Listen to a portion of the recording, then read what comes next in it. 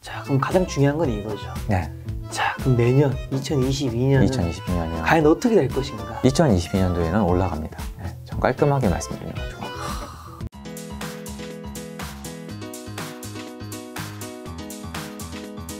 자, 얼음 공장님은 구체적으로 좀 어떤 일 하고 계시죠, 지금? 부동산 관련된 일을 하고 있고요. 네. 그리고 유튜브 네. 하고 있습니다. 사실은 네. 아니, 정말 이제 사실 약간 거의 반백수입니다. 아, 저 집에서 애 봅니다. 그럼 부동산 관련해서는 투자 일을 하시는 건가요? 투자 일을 제일 크게 하고 있고요. 네. 관련된 유튜브 운영하고 있고 네. 그리고 강의도 종종 하고 있습니다. 투자는 좀 어떤 쪽 우리가 알고 있는 걸로 친다면? 아파트 당연히 오피스텔이나 네. 그러니까 주거용 네. 당연히 빌라까지 모든 게 포함이 돼야겠죠. 네. 다 하고 있고 지금 건축도 하고 있고요. 네. 그리고 말씀하신 뭐 건물이나 빌딩 쪽 네. 그리고 토지 네. 그리고 상가 네. 그리고 시행까지 좀 발을 담그고 있습니다. 그래서 돈 되는 건 다 하고 있습니다. 돈 되는 건 다 하고 계시는 우리 얼음 공장님. 자, 근데 제가 좀 책의 자료를 좀 찾아보니까 누구나 괜찮다고 생각하는 직장을 네. 3번이나 옮기고 그리고 반백수가 됐다고 들었는데 일단은 혹시 그 직장은 어디였나요? 첫 직장이 일단은 잠깐만요. 저기 네. 그 다음에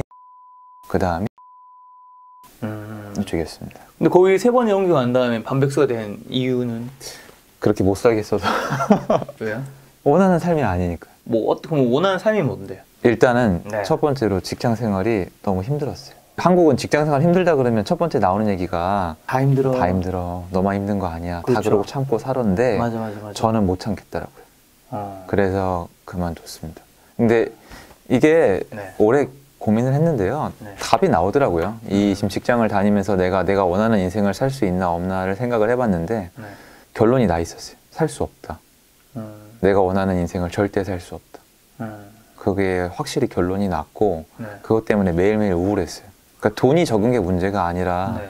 일단은 정신을 못 차리겠더라고요. 아침에 일어나서 출근해가지고 하루 종일 일하고 퇴근하고 관성의 법칙이 되게 무서워서 시간은 잘 가고 근데 나중에 시간이 지나서 깨우친 게 있는데 저를 포함해서 제 가족한테 하고 싶은 걸 해줄 수 있는 게 하나도 없는 거예요. 뭔가 안 맞기 시작했어요. 네. 좋은 차도 탈 수가 없고 좋은 집도 살 수가 없고 네. 원하는 여행도 갈 수가 없고 네.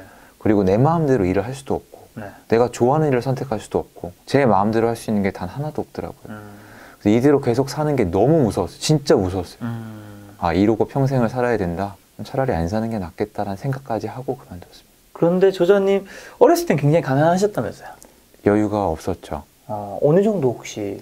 근데 이게 제가 책 제목 자체가 예전에 쓴 게 네. 가난한 청년의 부자 공부잖아요. 그렇죠. 그래서 이제 굉장히 가난을 강조한 느낌이 되어버렸는데 네. 사실 제가 하고 싶은 얘기는 마음이 가난했다는 얘기를 하고 싶은 거였거든요. 집은 여기 가보시면 저쪽에 지금 당고개라는 데가 있어요. 당고개역. 당고개 알아요. 그쪽에 살았었어요. 네. 그래서 동네 제 친구들이나 다 여유있게 산 집안은 없어요. 네. 저는 이제 기억나는 게 저희 어머니가 많이 고생하고 사셨다는 거 그게 제일 많은 경험이 있어서 우리 집이 여유가 없나 보다라는 생각을 했었고 그리고 쓸 돈이 없었어요. 근데 그거 외에 제가 이만치 살아오면서 책을 내고 더 살아보니까 네. 다 그러고 살았더라고요. 그 당시에는. 그래서 저는 어머니가 사랑 많이 주시고 유복하게 잘 키우셨거든요. 네. 그래서 부족함은 없이 자랐는데 어쨌든 돈은 없었죠.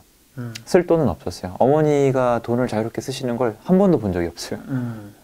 그 정도지 많이 이렇게 가난하진 않았습니다. 책을 내기 전에는 가난했다고 생각했는데 책을 내고 난 다음에 생각해 보니까 다들 가난했다 뭐 이런 뜻인 건가요? 그러니까 책을 내기 전에는 사람들을 네. 상담이라는 걸 제가 할 위치가 아니잖아요. 그렇죠. 책이 나오면서 일단 저를 찾아주시는 분들이 늘어나면서 네. 상담을 시작을 하면은 네. 본인들의 어떤 사연들이 나오잖아요. 근데 정말 힘든 분들이 많이 있더라고요. 지금 도저히 재테크를 시도할 수조차도 없고 뭔가를 다른 일을 저처럼 직장을 그만두는 것조차도 허락이 안 되는 분들이 많았어요. 네. 그래서 옛날에 저는 항상 그렇게 떠들어댔어요. 맘만 독하게 먹으면 다 된다. 아니더라고요. 아닐 수 있죠. 제가 그렇게 맘만 독하게 먹으면 할 수 있었던 상황인 건데 저보다 상황이 안 좋은 분들이 너무 많아지면서 특히 이제 예를 들어서 싱글맘이신데 네. 애 둘을 혼자 키우시는 분도 계시고 그리고 장애가 있는 분도 계시고 가족의 빚을 부양해야 되는 분도 계신데 네. 제가 그런 분들을 한 분, 두 분 진심으로 뵈면서 네. 더 이상 내가 옛날에 정말 소위 뭐 흙수저였다. 너무 힘들었다는 얘기를 못 하겠더라고요. 그래서 더 이상 안 합니다. 그렇죠. 그렇죠. 예, 그래서 나보다 더 힘든 분들 보다 보면 그런 얘기를 좀 하는 게. 예. 그리고 저도 얼마 전에도 다녀왔지만 이제 기부 같은 걸 하면서 보육원 같은 것도 종종 다니는데 네. 저 정도 사람이 힘들게 살았다고 얘기하기에는 좀 엄살인 것 같아요. 저희 부모님 세대도 있는데. 그럼 마음이 가난했다는 건 어떤 의미예요? 돈을 쓸 수가 없잖아요. 네. 원하는 걸 가질 수가 없으니까 네. 제가 이 한국 사회에서 얼마나 많은 걸 누릴 수 있는지 네. 도전할 수 있는 마음 자체가 안 드는 거예요. 가난하면 꿈도 작다 그러잖아요. 그쵸. 그러니까 항상 돈을 못 썼어요. 항상 심할 정도로 뭐 남들처럼 심지어 대중교통비 쓰는 것도 아까워서 걸어 다녔으니까. 그리고 힘들었을 때는 근처 대학교에서 김치랑 반찬이랑 이런 거 훔쳐다가 밥을 먹은 기간도 있었어요. 좀 사고를 쳐가지고. 그러니까 마음이 계속 가난해져서 나중에는 어떻게 됐었냐면은 부자를 저주하게 됐어요. 나라와 저주. 입만 열면 나라 탓, 상사 욕하고 네. 부자 욕하고 항상 그러고 살았어요. 근데 사실은 내심 저도 그것들을 갖고 싶었던 거예요. 그런데 계속 가난해졌어요, 마음이. 제가 얘기하는 가난은 뭐냐면은 내가 앞으로 여기서 세상에서 뭔가를 누릴 생각을 하지 않고 나의 결핍된 걸 가지고 그걸 위안을 받기만 하는 그런 가난이 있었거든요. 그러니까 똑바른 얘기를 해주는 사람을 알아보질 못하는 거예요. 그냥 그 사람은 네가 뭔데 나한테 이래. 네 주제에 나는 나름대로 열심히 살고 있고 왜냐면 저는 24시간을 풀 가동해서 열심히 살고 있었는데 그런 제 인생을 거부당하는 것 같았어요. 근데 사실 알고 보니까 밖에 나와서 제가 시도할 수 있는 게 너무나도 많더라고요. 네. 그래서 그런 멋진 분들이 되게 많아요. 제가 아는 분들 중에 한 분이 김 작가님이기도 하고 그래서 뵙고 싶었고 그런 마인드를 갖추지 못한 상태가 저는 마음이 가난하다고 생각을 했어요. 그렇게 마음이 가난한 시절도 있었고 이제 직장 생활을 했던 시절도 있는데 그 이후에 성공하기 위해서 굉장히 좀 다른 것들을 뭔가 하셨던 것 같은데. 일단 저는 부동산 쪽에서 네. 운이 따라줬던 사람이에요, 사실은. 네. 그게 맞는 것 같고 직장을 그만둘 때 처자식이 없었던 것 때문에 별 겁낼 것도 별로 없었고 그래서 일단 직장을 그만두고 직장 그만둘 때 제가 다짐한 건 있어요. 절대 직장 다닐 때보다 편하게 살진 않겠다. 그래서 책을 많이 읽었고 네. 책에 있는 내용을 따라하기 시작을 했어요. 네. 당연히 새벽에 일어났고 할 수 있는 게 그거밖에 없잖아요. 네. 직장을 딱 그만두면은 사람들이 되게 편할 거라고 생각을 하는데 지옥이에요. 아침에 일어나서 할 수 있는 게 없어요. 제가 직장을 그만두고 깨우친 것 중에 하나가 뭐냐면은 직장으로부터 우리가 받는 것 중에 제일 큰 게 월급인 줄 알잖아요. 그게 아니에요. 직장은 우리한테 하루의 일과와 인생의 계획과 그리고 목표를 심어줘요. 그게 엄청 큰 거예요. 그러니까 스스로 내 인생을 버리는 거나 다름없어요, 사실은. 근데 아침에 새벽 5시, 6시에 저 옛날에도 일어났거든요. 직장 출근하려고. 근데 저를 위해서 일어난 적은 없어요. 근데 일어나게 해줬죠. 그럼 직장 딱 가면은 멍 때릴 시간 없어요. 빨리 일해야 되거든요. 그렇죠. 그럼 할 일을 다 정해줬잖아요. 그리고 중간중간에 휴일을 주면 그게 되게 달콤해요. 그러니까 내가 직장을 다니고 일을 하고 있기 때문에 쉬는 게 정당화가 되고 되게 떳떳하게 쉬거든요. 그렇죠, 그렇죠. 그런데 일상에 대한 뭔가 정의로움과 어떤 계획이나 플랜을 다 심어줘요. 근데 이게 송두리째 날아가요. 그냥 완전 백수인 거예요. 아침에 일어나서 할 일이 없어요. 잉여인간. 네. 그래서 그거를 다시 다 잡는 데만 한 반년은 걸린 것 같아요. 그러니까 저만의 루트를 반드시 만들어야 돼요. 아침에 일어나서 그냥 어떻게 될지 몰라요. 뭐 누가 뭐 다 어떻게 된다고 하는데 그런 거 몰라요. 처음에 진짜 그러니까 배가 고프면은 아침에 일어나서 책 읽고 부동산 공부하고 임장 나갔다가 할 수 있는 아르바이트 하고 이렇게 하루를 뱅뱅 돌다 보면은 조금씩 틀이 잡혀요. 그때가 되게 간절해요. 그래서 그렇게 발악을 하고 네. 어떻게든 투자를 조금씩 진행을 해 나갔고 네. 그게 시간이 지나면서 조금씩 성과가 났고 그리고 오늘의 저까지 온 것 같아요. 그 사이에 또 부자분들도 굉장히 만나고 뭐 그 행동의 특성도 좀 찾아보셨다고. 발악을 했죠. 제가 직장을 그만둔 이유가 자유롭게 살고 싶은 거잖아요. 네. 자유롭게 살고 싶은 건데 자유롭게 사는 사람은 부자잖아요. 그렇죠. 네. 근데 그 사람들이 저한테 조언을 안 해줘요. 제가 사기업 다닐 때 개발 담당 업무였거든요. 네. 편의점 만드는 거 있어요. 그러면 제가 용인시 기흥구랑 처인구 담당이었거든요. 네. 그러면 거기 건물주를 많이 만나요. 건물주 아들들도 많이 만나는데 되게 자유롭게 살아요. 제가 그분들을 저주했다는 뜻이에요. 솔직히 말씀을 드리면. 저는 그렇게 하고 싶은 거예요. 아, 저렇게 살아봤자 의미 없다. 저거 건물주 아들로 태어나서 팽팽 놀면서 차나 타고 다니고 나는 이렇게 하루하루 열심히 살면서 인생을 쌓아 올리고 있다. 솔직히 말도 안 되는 얘기인데 쟤는 나보다 못하다. 이렇게 믿고 싶었어요. 근데 나중에 알고 보니까 부러운 거예요. 나도 저러고 살고 싶은 거예요. 비즈니스 클래스 타고 다니고 싶고 골프 치러 다니고 싶고 모든 게 자기 마음대로잖아요, 하루가. 그래서 그 사람들이 인연이 생겨 있었잖아요, 제게. 그러니까 억지로 되든 안 되든 만나고 다닌 거예요. 네. 찾아가서 네. 그냥 오픈하고 말씀드렸어요. 돈 많이 벌고 싶다. 부자 되고 싶다. 어떻게 하면 되냐.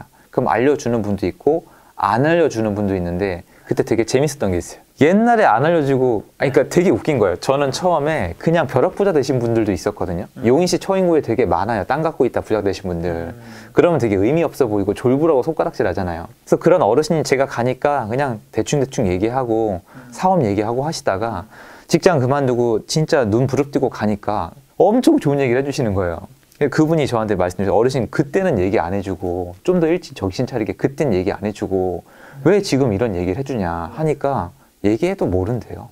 그때 니는 얘기했어도 이미 직장에 눈이 멀어 있었기 때문에 절대 못 알아듣고 나도 입 아프다고 얘기를 해주고 그분들한테 들었던 얘기가 전 지금 도움이 많이 돼요. 사실은. 그분들 얘기를 듣고 부동산을 더 해야 되겠다는 생각을 하기도 했고요.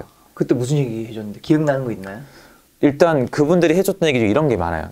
네가 건물주가 될 수 있을 거라고 생각하냐. 왜냐면 애들은 건물주 하니까. 건물주란 개념은 되게 추상적인 거고 좋은 게 아니에요. 건물주 좋아 보이잖아요. 망하는 건물주 수두룩해요. 거지 건물주가 되게 많아요. 그러니까 구체화시켜 주신 거예요. 네가 건물주가 되고 싶다는 거는 월세가 따박따박 나오면서 세입자들이 아쉬울 정도로 위치가 좋은 동시에 그것 때문에 가치가 상승하는 아주 좋은 건물을 가지고 있는 건물주가 되고 싶은 거지 세입자 관리도 하기도 어렵고 가치도 올라가지 않는 어정쩡한 건물을 갖고 싶은 게 아니다. 이런 식으로 되게 구체화시키세요. 저한테 말씀하시더라고요. 네가 건물주가 될 수 있을 것 같아. 해서 제가 대답 못 하잖아요. 그럼 내가 네가 건물주가 될 수 없는 이유를 알려줄게 라고 말씀하시더라고요. 저 할 말을 없게 만들어 놓으셨어요. 팩폭인데? 팩폭. 너는 가지고 싶은 건물이 없어. 이러시는 거예요. 자기는 갖고 싶은 건물이 있대요. 그분이 그 당시 갖고 있던 건물이 네 채예요.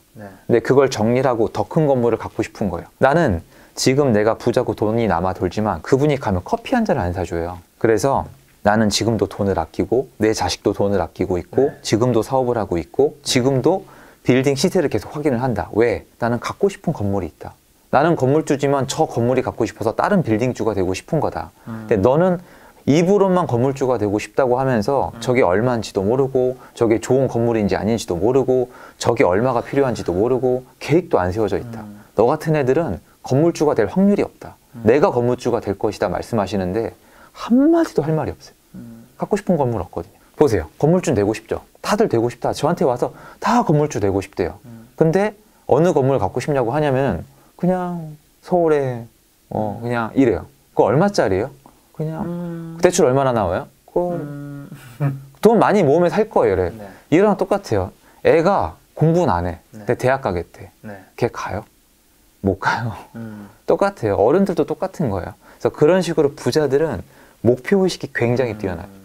굉장히 명확한 목표였기 때문에 그걸 좀 가질 수도 있다. 그리고 탐욕스러워요. 탐욕스럽다고? 네. 더 많은 걸 갖고 싶어 하세요. 내가 즐겁고 재밌게 사는 이유 중에 하나가 그런 탐욕을 인정하고 위로 올라가면서 더 많은 걸 가지고 누리는 거라는 걸 인정하세요. 자긴 그게 행복하대요. 근데 그렇다고 그분이 남한테 피해를 주느냐? 아니에요. 세입자분들 챙겨주시고 그때 저도 챙겨주셨고 세금 낼 거 다 내고 할 말은 없잖아요. 그래서 그런 자기 본능이나 탐욕에 충실하시고 솔직하시고 목표가 되게 뚜렷하시고 자기가 갈 길을 알아요. 그리고 그 중간에 생긴 돈으로 누리세요. 누리세요. 그런 것들. 거의 다 공통점이에요. 다 가는 방향이 명확해요. 지금 그분이 그때 과거에는 그 말씀 안 해주신 게 지금 저자님이 이제 그 이후에 정신을 차렸으니까 이제 그 말을 들을 수 있는 준비가 되었기 때문에 그런 말을 이제 뒤늦게 해주신 거겠죠? 제가 그쵸. 간절해 보이셨나 봐요. 받아들일 준비가 됐다고 느끼셨던 것 같아요. 그 이후로 이제 부동산 투자 아무래도 더 열심히 하셨을 텐데 열심히 했죠. 실제로 그럼 부동산 투자 성공하신 사례 뭐 한두 가지 정도만 오픈할 수 있다면 이게 사례로 구체적이라기보다 이것도 사례나 마찬가지인데 제가 김 작가님 TV에서 꼭 하고 싶은 얘기가 다들 아시는데 안 하는 거예요. 제가 성공한 사례를 여러 가지 말씀드리는 것 중에 두 개를 꼽자면은 일단 하나는 입주 물량이 쏟아지는 지역의 아파트를 경매로 산 경우. 되게 쉬워요. 그리고 남들이 서울 할 때 광역시나 인천 같은 데 간 거. 이런 거예요. 그러니까 남들이 안 하는데 가서 조용히 한 거. 그런 것들. 남들이 안 된다 그럴 때 하는 것들이 기회가 오는 거거든요. 그러니까 사실은 투자는 운이 안 따라주면 답이 없어요. 그러니까 반드시 운이 따라줘야 되는데 운이라는 건 시장이 올라가고 떨어지고 뭐 이런 거 말씀하신 건가요? 왜냐하면 수요. 그러니까 사실은 투자자는 수요를 맞추는 게임을 하고 있는 거거든요. 내가 가지고 있는 주식을 남들이 사줄까? 내가 갖고 있는 부동산을 남들이 전세나 월세로 이용해 줄까? 아니면 더 비싼 가격에 사줄까? 네. 그 수요. 김 작가님이 어느 아파트를 가지고 싶은지 제가 맞출 길이 없잖아요. 네. 얼마짜리 사실 제가 맞출 길이 없잖아요. 네. 수요는 못 맞춰요. 수요를 맞춘다고 얘기하는 사람들이 방송에서 하는 얘기가 그거예요. 그걸 분석하는 거예요. 여태까지 수요가 어땠으니까 앞으로 어떨 것이다. 근데 본인들도 다 아세요. 수요는 맞출 수 없다는 거. 네. 제가 더 성장하고 여기까지 와서 하는 얘기가 이거예요. 수요는 못 맞춰요. 제가 주식을 어려워하는 이유 중에 하나예요. 공급은 정부에서 발표를 하지만 수요는 못 맞춘단 말이에요. 그럼 수요를 맞추는 게 뭐냐? 운이에요. 그럴싸한데 내가 한번 가보는 거예요. 예를 들어서 그러니까 이런 거죠. 예를 들어서 제가 그때 입주가 되게 많았던데 시흥시에 신도시가 굉장히 많았어요. 네네네. 시흥시에 신도시가 너무 많아서 인근의 구축, 광명시 하안동이 바람 잘 날이 없었어요. 전세 매물 널려 있고 매매 매물 널려 있고 가면은 깎으면 다 깎이고 널려 있었어요. 그냥 하안동의 아파트가 다 2억 원대였어요. 1억 원대도 있었어요. 너무 싸요. 근데 그 당시에 1억 원, 2억 원대 아파트니까 더 안 좋아 보였죠. 새 아파트로 다 옮겨가셨으니까. 그래서 사람들이 그때 얘기했어요. 여기 끝났다. 똑똑히 기억해요. 끝났다. 근데 저는 아니다. 여기 수요가 있을 것이다.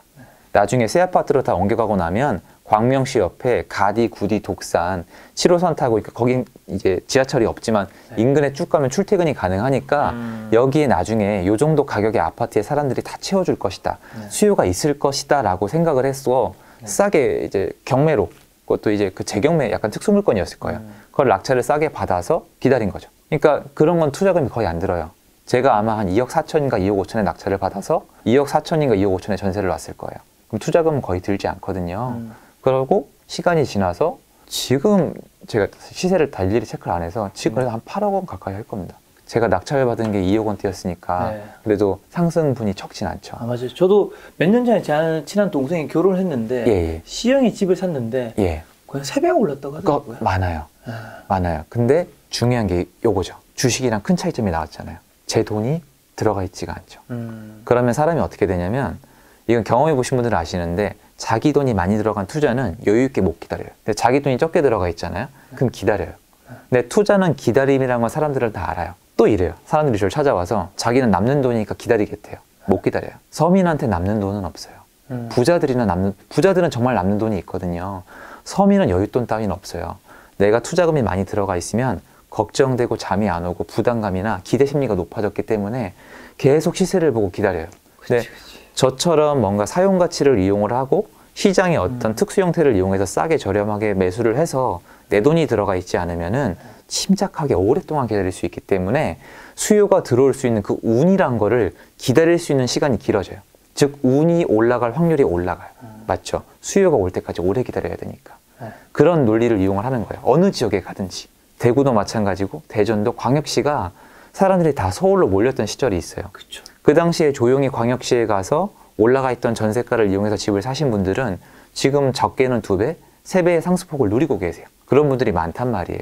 그 와중에 사실 뭐 지금은 의미 없는 얘기지만 그 당시에는 임대사업자로 다 묶어 놓으셨단 말이에요. 네. 그럼 종부세도 없고 나중에 양도세도 상당 부분이 많이 완화가 되거든요. 그래서 그렇게 미리미리 움직이셨던 분들, 남들이 가지 않는 시장에 가셨던 분들이 좋은 성과가 있었죠. 아, 우리 저자님 부동산 뭔가 고수의 느낌이 풀풀 나는데 자, 그럼 이제 본격적인 질문 들어가겠습니다. 알겠습니다. 자, 최근에 서울이랑 경기 예. 부동산 시장은 좀 어떤가요? 제가 요즘 뉴스라든가 방송 예. 보면 예. 이제 그 하락 물건들이 나오고 있다. 지금 폭락 신호 나오고 있다. 이런 뉴스들이 조금씩 나오더라고요. 예. 일단 이거는 잘못된 뉴스인가요? 어때요? 실제로는 팩트는 아니에요? 팩트인 거예요. 해석을 다르게 할 수도 있는 거니까. 그죠. 일단 이게 저는 나눠서 보거든요. 네. 정치 나누고 언론 나누고 네. 시장 나누고 네. 그리고 저는 시장에 있는 사람이에요. 네. 그리고 저희 작가님이 말씀하신 부분은 언론이죠. 네. 그래서 이제 저는 옳다 틀리다 네. 맞다 틀리다라는 얘기를 하기 전에 분리하자는 얘기를 꼭 드리고 싶어요. 좋습니다. 그리고 제 주변에 부동산으로 성공하신 분들은 네. 공통돼 있어요. 나눠서 봐요. 나눠서 보죠. 왜냐면 부동산 얘기하는데 정치 얘기하면은 정치 비슷한 얘기 유튜브에 올리잖아요. 네. 아, 장난 아니죠. 절대 올리지 마세요. 자, 진짜 달라요. 그 분노가 달라요. 그리고 언론 쪽은 네. 언론은 저한테 고마운 친구인 거죠. 언론의 기사나 컨텐츠를 활용해서 제 유튜브 채널에 들어가는 영상을 만들 수 있으니까 그렇죠. 활용은 합니다. 근데 정말 중요한 건 시장이잖아요. 네. 그래서 저는 제가 말씀드리는 거는 네. 시장에 대한 말씀을 드리는 거예요. 네. 자, 첫 번째로 한국감정원이 있고 네. KB가 있고 실거래가가 있어요. 어. 그리고 신뢰도는 뒤로 갈수록 높아요. 어. 저는 한국감정원 통계는 쓰고 있지 않아요. 네.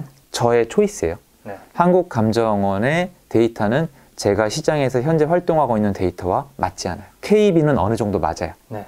실거래가는 잘 맞아요. 그래서 실거래가도 안 믿는 분들이 계시거든요. 이걸 기반으로 말씀드리면 시장에서 봤을 때 언론에서 하는 얘기는 틀렸어요. 아, 진짜요? 네, 틀렸어요. 하락하고 있지 않아요. 음. 하락하고 있지 않고 지금 굳이 하락하고 있는 지역을 몇 군데 손에 약간 뜬다면 네. 일반적으로 약간 세종시. 세종시. 세종시는 하락하고 있어요. 확실히 이제 예전 실제 거래 사례를 봤을 때 네. 전고점 대비 2억 원, 3억 원 낮은 가격에도 거래가 되고 있어요. 세종시는 왜 하락하고 있어요? 세종시는 오버슈팅을 했으니까요. 제가 1년 전에 대전 부동산 카페에 글을 썼어요. 네. 대놓고 썼어요. 세종시 사지 말고 대전 사라. 욕 많이 먹었어요. 왜 그랬냐면은 부동산은 사용의 가치가 있고 소유의 가치가 있어요. 네. 그렇죠? 집을 예를 들어서 10억짜리 집이 있고 전세가가 5억이면 소유의 가치는 10억이고 이용의 가치는 5억이죠. 네. 근데 부동산을 생각해 보시면 사용 가치가 없는 부동산은 시멘트 덩어리거든요. 사람들이 소위 그 얘기하잖아요. 저 딴 시멘트 덩어리가 왜 이렇게 비싸냐고. 맞아요. 그게 원래 본 모습 맞아요. 근데 거기에 이용의 가치가 들어가는 순간 다르죠. 그분 말씀 따라 그대로 하면은 아파트는 시멘트 덩어리고요. 자동차는 철 덩어리예요. 네. 그 생각 안 하시죠? 차는 사람이 안 타면 철 덩어리 쓰레기예요. 집도 사람이 안 쓰면 시멘트 덩어리 맞아요. 근데 사람이 쓰잖아요. 그런데 세종시는 전세가율이 따라 올라오질 못했어요. 인구의 유입 속도보다 아파트를 공급하는 속도가 현격히 빨랐어요. 이용 가치가 떨어진 거군요. 그렇죠. 이용 가치가 못 따라갔다는 게 맞죠. 네. 예전에 과거 평택시나 동탄 같은 곳들이에요. 평택은 호재가 많아서 인구 유입이 예상됐지만 아파트를 너무 빨리 많이 지었어요. 건설사의 탐욕을 받아준 대가죠. 그런데 세종시는 주변에 인구를 많이 흡수했죠. 공주에서도 많이 왔고 충청도에서도 많이 왔고 특히 대전이 많이 빨려 들어왔었거든요. 인구 유입 속도는 많은데 인구 유입 속도보다 아파트 공급이 빨랐는데 더 큰 문제가 있었어요. 전국의 유동성, 전국에 돈을 빨아들였어요. 뭐 호재가 많았잖아요. 국회에 의존한다는 얘기도 많았고 그럼 아파트가 이용 가치가 올라가면서 네. 이 소유 가치가 같이 올라간 게 아니라 이용 가치는 그대로인데 이용 가치는 그대로인 상황에서 공급이 계속되니까 이용 가치의 희소성은 떨어져요. 소비자가 고를 게 많으면 비싼 가격을 내지 않잖아요. 그렇죠, 그렇죠. 그런 상황에서 돈이 들어와서 올려놓은 거예요. 그때 세종시가 주간 상승률 3% 넘어간 적이 있어요. 전 3% 처음 봤어요. 일주일에 0.2%만 많이 올라도 원래 많이 올랐다고 하던 게 저희 선배 세대예요. 네. 0.2%면 족한 거예요. 0.2%면 올라가는 단지가 몇 군데가 눈에 보이는 정도거든요. 3%면은 미친 거. 이거 외엔 다른 설명을 할 필요가 없어요. 폭등이에요. 난리가 난 거거든요. 그런 식으로 상승할 수 있는 거는 실수요장이 아니에요. 실수요장에서 2%대 상승을 하려면 매물이 눌러붙은 상태에서 완전 수요가 폭발을 해야 되거든요. 세종시 그걸 능가한 거예요. 그러니까 유동성, 그것도 소액이 아니라 큰 돈이 몰려 들어온 거예요. 네. 그런데 이용할 사람은 없어요. 네. 그럼 언젠가 본연의 모습을 찾아 들어가거든요. 생각을 해보시면은 자, 집을 누군가 20억에 샀어요. 네. 근데 전세가 5억이에요. 그러면 여기에 나중에 사람들이 집을 살까요? 아니요. 기다립니다. 그렇죠. 5억짜리 전세를 이용한 사람이 훨씬 많아요. 이렇게 일명 수요를 뺏겨요. 수요를 매매가 흡수하는 게 아니라 전세가 흡수를 해요. 그런데 신축 공급이 많으니까 충분히 다 소화를 하는 겁니다. 그럼 세종시는 어떤 상황이냐? 20억의 전세가 5억이었다면 전세가 조금 오르긴 했어요. 왔다 갔다 하니까요. 전세가 많이 올랐다고 해봤자 5억에서 7억, 8억 된 거예요. 여전히 20억짜리 집에 전세가 7억, 8억밖에 안 하는 상황에서 지금 나성동에 입주가 있죠. 네. 그럼 사람들은 선택을 해야 돼요. 20억짜리까지 급등했던 집을 살 건지 7, 8억짜리 저렴한 전세를 이용할 건지 지금 전세로 다 갑니다. 그러면 어떻게 되냐면 20억짜리까지 올라갔다가 매매를 선택하지 않으니까 인기가 없죠. 수요가 줄어드는데 공급이 있으니까 18억, 17억까지 떨어져요. 17억, 18억까지 떨어져서 계속 떨어지느냐? 그렇지 않아요. 저랑 같이 나중에 시장을 지켜보시죠. 계속 떨어지는 게 아니라 매가 하락이 어느 시점에서 멈추고 지금 이제 공급이 줄어든 상태에서 세종시로 인구가 계속 유입되고 있기 때문에 전세가가 어느 시점부터 올라요. 그래서 사람들이 다시 야, 이걸 이용의 가치인 전세를 선택할지 소유의 가치인 매매를 선택할지 고민되는 시점이 와요.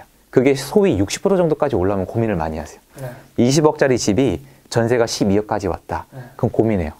살까? 살까? 아, 전세 너무 비싼데. 그럼 18억대 있잖아요. 17억, 18억대 있잖아요. 그러면 고민을 하세요. 서울은 50% 넘어가면 고민을 많이 하고 경기도는 한 60% 되면 고민을 많이 하세요.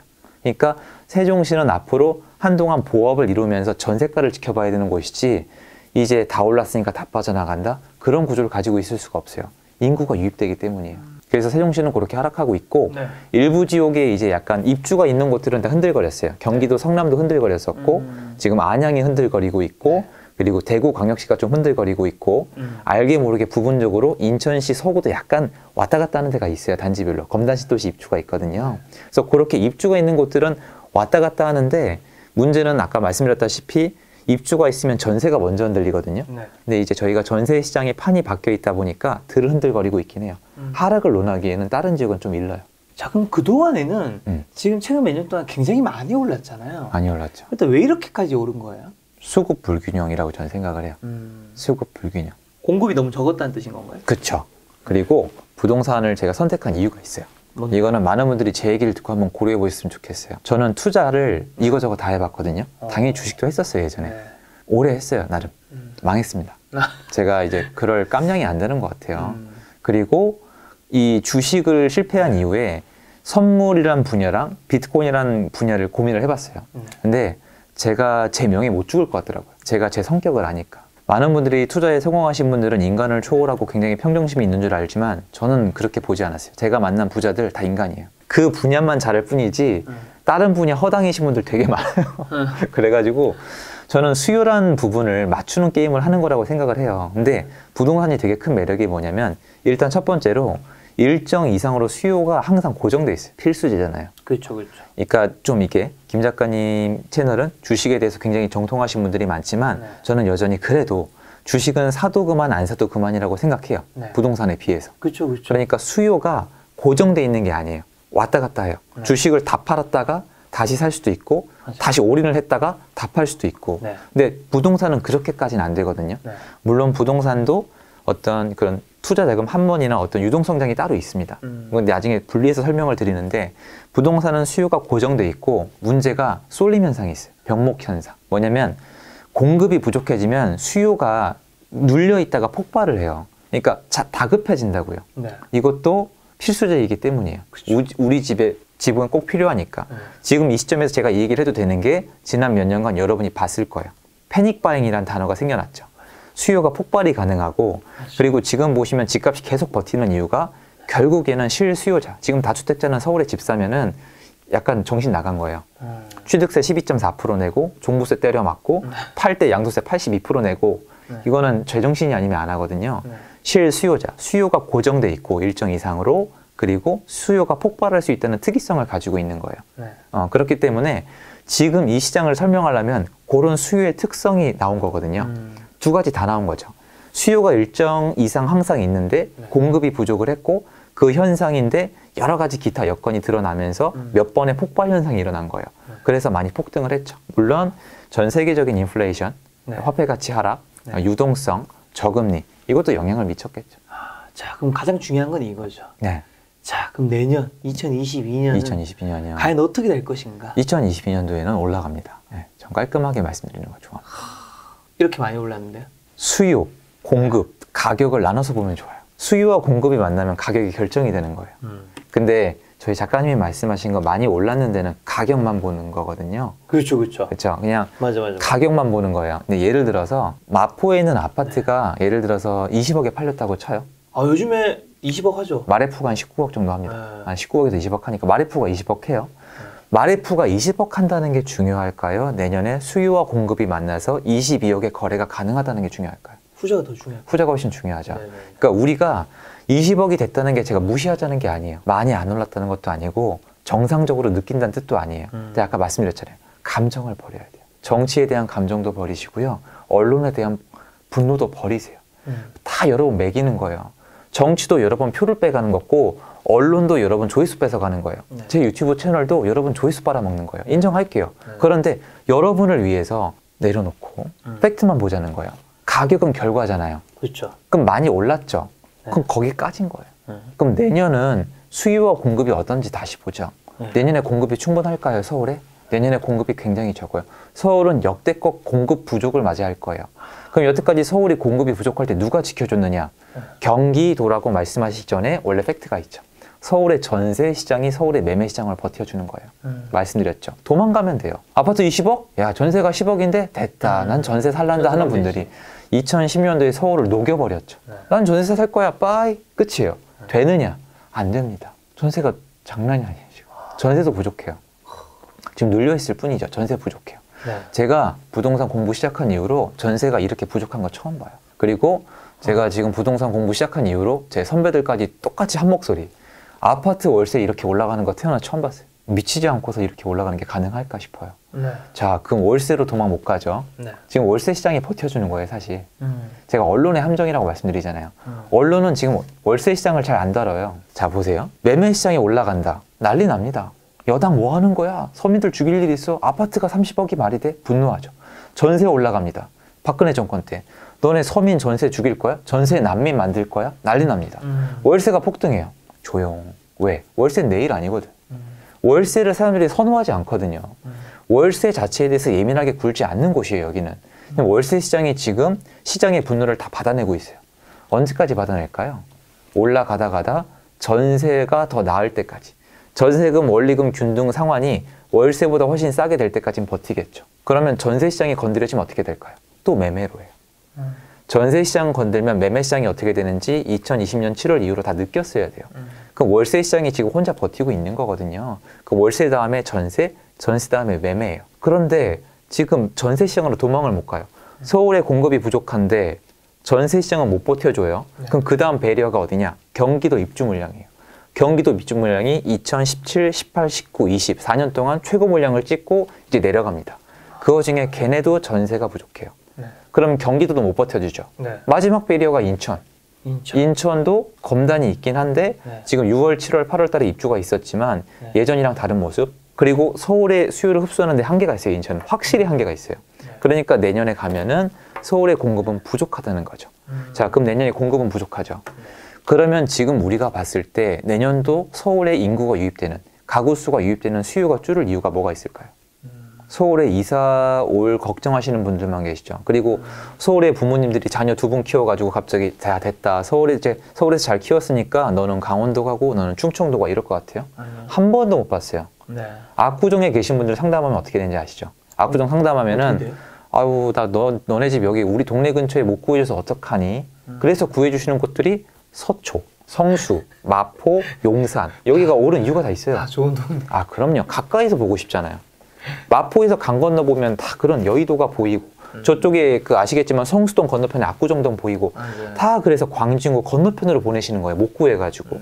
다시 얘기해서 서울의 수요는 줄지 않았어요. 근데 서울의 수요는 그대로인데 공급은 내년에 더 줄어요. 자, 정리해보죠. 올해 마포 레미안 프루지오가 20억까지 거래가 됐어요. 공인평수 말씀하신 거죠? 네, 9평, 84, 34평. 알겠어요. 19억 4천인가까지 찍었을 거예요. 오케이, 알겠어요. 알겠는데 내년 시장 얘기하는데 이 얘기가 왜 나오냐는 거예요, 저는. 자, 일단 뭐 이해는 해요. 저도 국민 정서상. 저도 자주 하는 얘기인데 전 이렇게 생각해요. 주사위 맞추기 게임을 하는 거예요. 작가님이랑 저랑. 계속 주사위 굴려요. 짝이 나오고 짜등이 나오고 짝이 나왔어요. 그럼 언젠가 작가님 이 말씀을 하실 거예요. 야, 인간적으로 홀 나올 때 되지 않았냐? 이 얘기를 하실 거예요. 하지만 홀이 나올 확률은 매번 50%죠. 그렇죠. 저는 그렇게 봐요. 확률은 그대로고 수요와 공급의 원칙도 그대로예요. 그럼 2022년도 시장을 많이 올랐다는 요소를 뒤에 넣어야지 왜 앞에 넣냐고요. 많이 올랐으니까 내린다가 아니라 2022년도에 수요와 공급이 이렇게 되네. 알았어. 그럼 이런 결과가 나오겠네. 그 다음에 하지만 너무 올랐으니까 수요를 응축시키지 않을까? 그러니까 사줄 사람이 없지 않을까? 이건데 제가 아까 말씀드렸죠. 수요는 못 맞춰요. 제가 2019년도부터 제 댓글에 제일 많이 달린 거예요. 야, 그걸 누가 사주냐? 그걸 누가 받아줘? 아크로 리버파크 34억에 거래됐을 때 저걸 누가 사?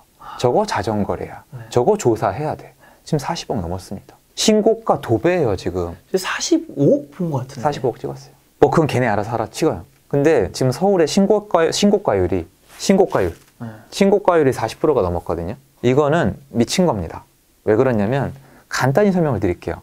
마포, 레미안, 푸르지오에 로얄동 로얄층이 몇 개나 될까요? 전체 몇 프로나 될까요? 로얄동이면 뭐 10% 안 되는 거 맞습니다. 아니에요? 10%에서 15% 맞아요. 네. 그리고 잘 지은 아파트가 20%까지 나와요. 이렇게 좀 잘 이렇게 해가지고 어정쩡한 로얄동 로얄층. 네네.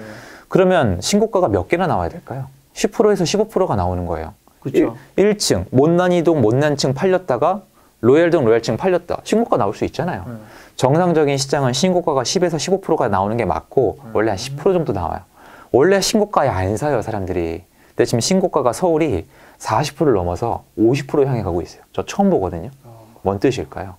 수요가 살아있다는 거예요. 그럼 내년에 수요가 어떻게 되냐? 비싸니까 못 산다? 못 맞추죠.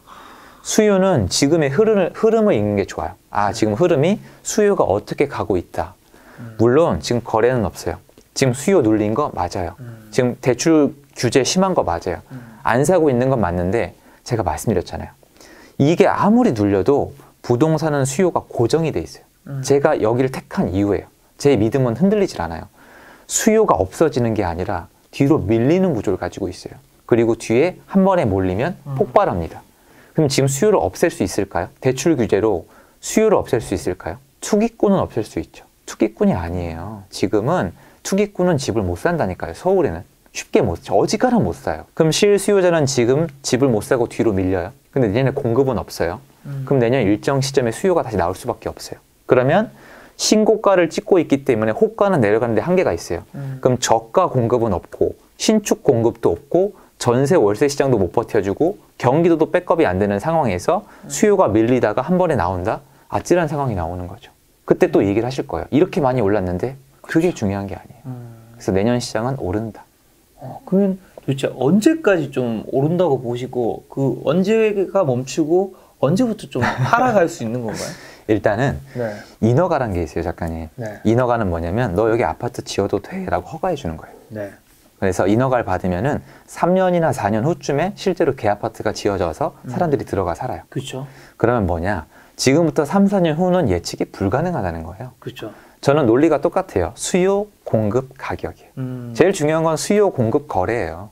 근데 수요와 공급 중에서 수요는 못 맞추죠? 근데 공급은 맞추잖아요. 네. 그럼 공급이란 요소를 가지고 미래를 예측하는 게 제일 양심적인 거예요. 그렇죠. 미래를 맞춘다는 게 이런 거예요. 김 작가님은 앞으로 3년 후에 어디에 아파트 몇 채를 사십니다. 네. 이거랑 얘기하는 거랑 똑같아요. 너는 몇 날 몇 시에 죽을 것이다. 그 지옥? 그러니까 이거를 맞추겠다는 거랑 똑같아요. 못 맞춰요. 제가 그거 맞춘다고 하시는 분들 중에 부자 된 사람 못 봤어요. 수요를 맞추는 건 운이에요. 내가 그 기회의 창을 얼마나 넓히느냐. 그래서 젊을 때 하라는 건데, 자, 그러면 3년 후면은 2022, 2023, 2024. 2024년도부터는 제가 예측이 불가능한 거예요, 작가님. 네. 왜냐면 인허가가 지금부터 갑자기 정부가 오케이. 야, 미안해. 인허가 다 해줄게. 다 갖고 와. 그리고 인허가 해주면서 너네 분양가 마음대로 해.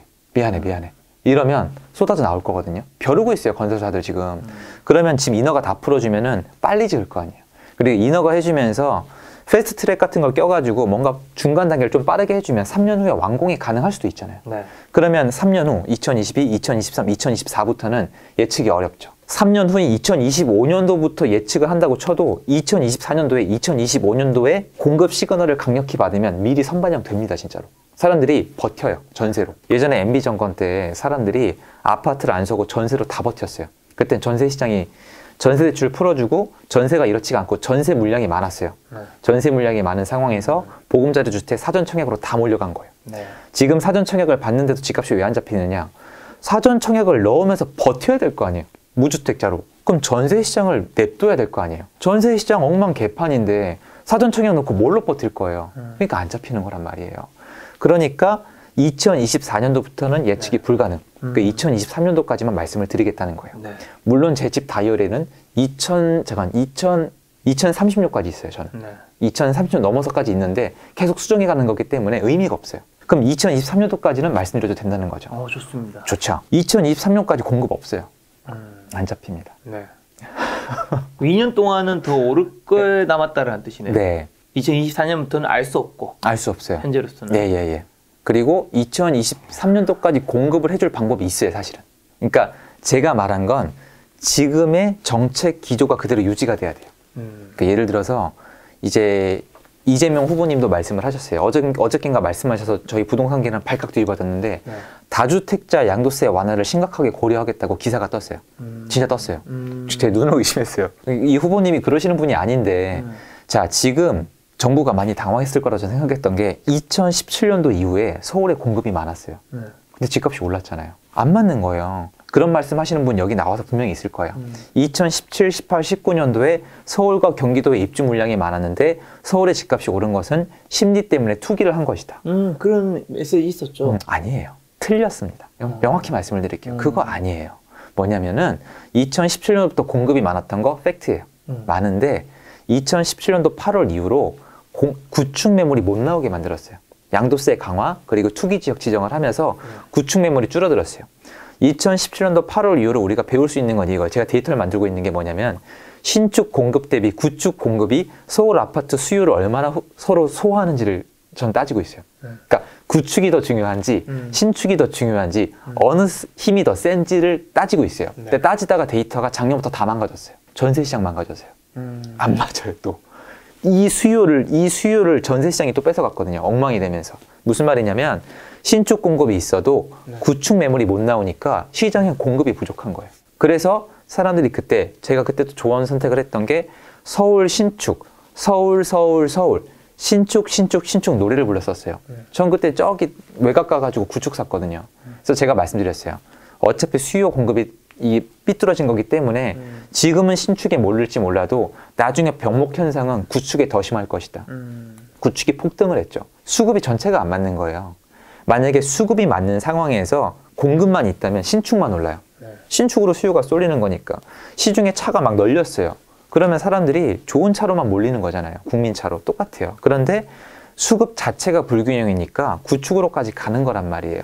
그래서 저는 그때 2017, 18, 19 이후로 다주택자나 기존의 집을 갖고 있던 분들이 매물을 내놓게 만드는 구축의 매물이 풀리면 이 또한 아주 좋은 공급이 된다고 믿고 있어요. 또한 전세 시장도 원래대로 돌려놓으면 그러면 또 공급이라고 믿어요. 월세도 공급이고 전세도 공급이고 매매도 공급이고 신축 분양도 공급이에요. 이 중에 뭐든지 풀어주면 되는데 2023년도까지 신축 공급은 부족할지 몰라도 구축을 혁신적으로 풀어서 이거를 완화시킬 수 있어요. 그 경우는 제외예요. 그렇게 될 가능성도 좀 있나요? 제가 원래 양도세 완화할 수밖에 없을 거라고 1년 전에 얘기했었거든요. 네. 제가 틀린 게 많아요. 저 일단 임대차 3법 통과 못 시킬 거라고 정규공항에 가가지고 이랬어요. 여러분 이거 통과 못 시킵니다. 이게 여러분 이거 할 수 있는 게 아니에요. 네네. 통과됐어. 정규공항인데 다음 주에 가서 막 부끄러워가지고 여러분 죄송합니다. 제가 저희 180석이 그렇게 할 수 있는 걸 몰랐어요. 전 정치 전문가가 아니잖아요. 그리고 시장이 이제 그다음부터 아주 작살이 났죠, 아주. 제가 임대 3법 통과됐을 때 수강생들한테 그 얘기했어요. 경기도에 전세가 높은 거 아무거나 다 사라. 제가 그렇게 했었거든요. 결과가 어쨌건 제 예상대로 불행하게도 그렇게 됐었죠. 그것도 수급을 망가뜨린 거예요. 제가 봤을 때. 그때 이후로 쭉 오다가 1년 동안 이 경제부총리님께서 발표를 했어요. 발표할 때 되게 멋있게 하시잖아요. 뭐 정부는 뭐 하면 없으며 딱 하시잖아요. 근데 우리는 양도세 완화 없다라고 못을 박으셨어요. 몇 달 전에. 그래서 양도세 완화 없구나. 여러분 죄송합니다. 또 틀렸습니다. 얘기했는데 요새 대선 후보자님들이 양도세 완화를 갖고 나오고 계세요. 근데 조건이 있어요. 한시적 완화, 부분적 완화는 안 돼요. 병목현, 그러니까 수요의 병목현. 예를 들어서 6개월 동안만 면제를 해준다. 그럼 6개월 이후에 또 설림 현상이 일어나요. 어떻게 되냐면은 지금부터 예를 들어서 6개월 동안 다주택자 양도세 중과 면제다. 그러면은 시장은 조정이 돼요. 매물이 많이 늘어날 거고 지금 다주택자 중에서 물건 팔고 싶은 사람 되게 많아요. 그렇죠, 그렇죠. 그 종부세도 무섭고 팔고 싶잖아요. 팔 수가 없는 거예요 지금. 그럼 물량 나오면서 팔리죠. 그럼 가격이 약간 다운되거나 처지면서 급매가 나와요. 가격이 쭉 처지잖아요. 근데 문제가 6개월이 지나면 또 매물이 안 나와요. 옛날로 복구가 되는 거예요. 그럼 어떤 착시 효과가 일어나냐면 가격이 내려갔다가 다시 급등을 하면은 옛날로 돌아가거나 옛날보다 조금만 더 올라가도 이렇게 내려갔다가 다시 이렇게 올라가요. 그럼 이때 어떤 현상이 일어나느냐? 수요자가 더 급해져요. 이거 뭐야 이거? 그러면서 쏠림 현상이 일어나면서 필요도 없는 폭등이 또 일어나요. 뭐든지 수요를 펴발라야 되는데 부분적으로 찍어 누르거나 부분적으로 풀어주면은 글로 홍수가 나는 거예요. 그래서 한시적 완화, 막 찔끔찔끔 부분적 완화 이런 걸로 안 되고 확실하게 아니야 팔아. 알았으니까 너네 다 갖다 팔아 치워. 그냥 공급해. 너네를 주택시장 공급자라고 인정해 줄 테니까 갖다 팔아. 그럼 지네끼리 또 경쟁 붙어서 망해요. 한국이 커피숍이 커피가 맛이 없어서 망하나요? 너무 많아. 외국 친구들 와서 혀를 내둘러요. 제 외국 친구들 오면 한국에서 놀라는 게 두 개예요. 아, 세 개다. 일단 24시간 배달 시스템. 두 번째가 커피. 세 번째가 치킨이에요. 그런데 이게 공급이 터지면 지네끼리 싸우는 거예요. 근데 지금 다주택자들끼리는 경쟁이 심하지가 않아요. 네. 그래서 그런 예외 사항을 제외하고는 이대로 가면 오를 수밖에 없다.